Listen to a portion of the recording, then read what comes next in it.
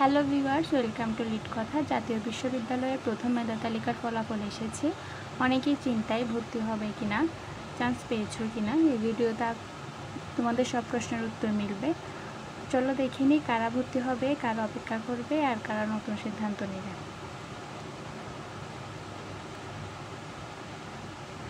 ওকে, যদি তোমরা এই মেসেজটি পেয়ে থাকো তাহলে অভিনন্দন, তুমি চান্স পেয়েছো। 28 জুন থেকে ভর্তি শুরু। কিন্তু খেয়াল রাখবে, প্রথম চয়েস পেলে বিষয় পরিবর্তনের সুযোগ নেই, অর্থাৎ যে বিষয় আসবে সেটাই ভর্তি হতে হবে। আর যদি মাইগ্রেশন চাও তাহলে ভর্তি ফর্ম পূরণের সময় টিক দিতে ভুলবে না। মাইগ্রেশনের পাশে যে টিক মার্কটা আছে সেটা দিতে ভুলবে না।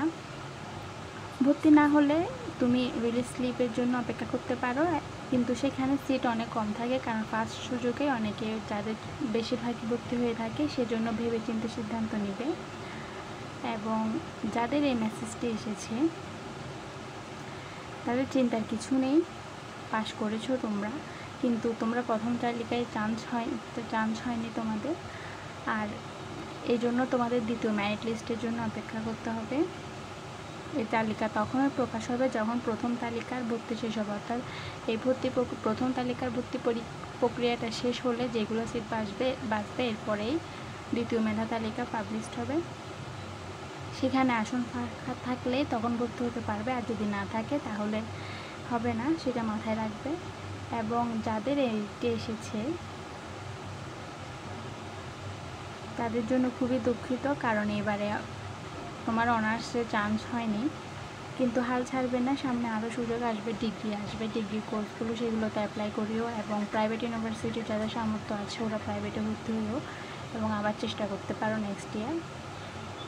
এখন কথা হচ্ছে এখন কি করবে। যাদের হয়নি, যাদের হয়েছে এবং যারা ওয়েটিং লিস্টে আছো তাদের কি হবে। প্রথম কাজ হচ্ছে কলেজের অফিসিয়াল নোটিশ প্রতিদিন চেক করো, অর্থাৎ দিচ্ছে কি না, কখন আপডেট আসে সেটা।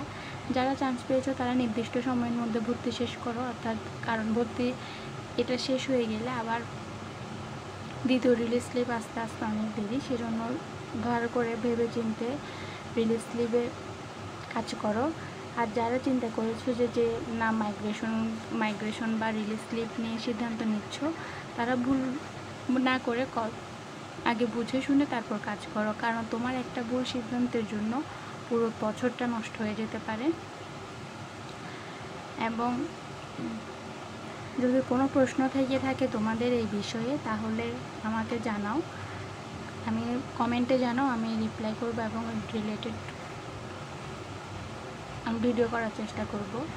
আর যদি কোনো সাজেশন লাগে কোনো সব কিছুর জন্যই লিড কথাকে সাবস্ক্রাইব করে রাখো, কারণ এখানে আপডেট পরবর্তী ভর্তি পরীক্ষা বা পরবর্তী যে কোনো কিছুর আপডেট আমি এখানেই দিব।